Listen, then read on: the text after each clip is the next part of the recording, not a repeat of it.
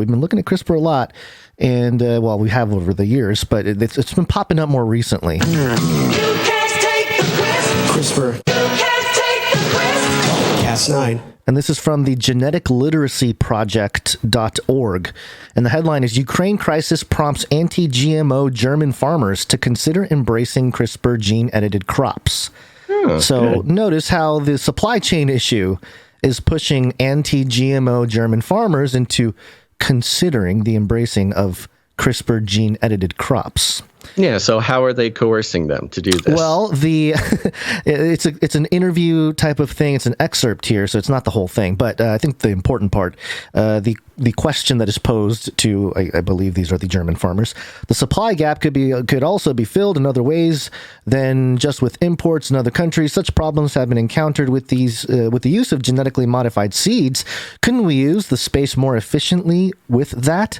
And the answer is we are clearly against the cultivation of genetically modified seeds. One possibility would be modern plant breeding methods such as CRISPR/Cas. The plant itself is modified in a targeted manner so that it requires less fertilizer, for example. Why is one genetic engineering good and the other bad?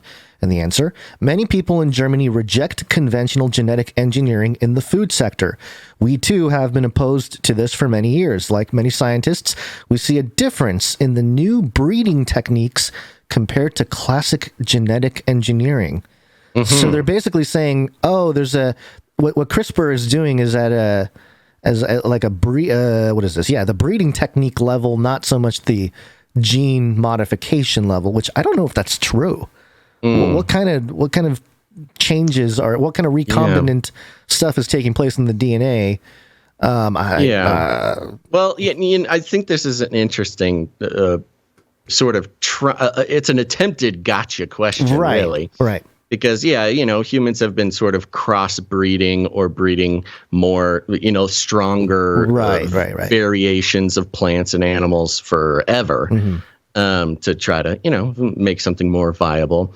And so they're saying, it's not so much that we're editing it. It's just like a faster way to breed the plants or something. Right. Which, honestly, I don't know. I don't know. That's what I'm saying. I don't know. Makes sense. Yeah.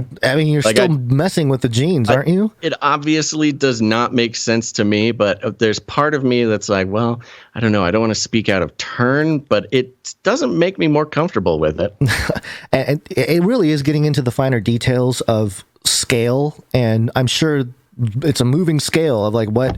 For example, if you're a human and you start messing with your genetics, your DNA stuff everywhere, little bits and pieces here and there, but then eventually there's got to be a tipping point where it's like, you're no longer, more in common with the normal human. You're something else now. So, I don't know. It's just an interesting conversation to have and the details therein. So. Yeah, here's what I could see. And I don't know if this is the case, but if there was, because the breeding of the plants takes a while. It takes a season to make one change. Yeah. So, I guess you could make a case that if they were just going to use CRISPR to make the change that they would have done anyways, but it would have taken too long. It's like a wormhole. You just it's a shortcut. It's a shortcut, and we know what happens when you take shortcuts with genetic stuff. It's not good.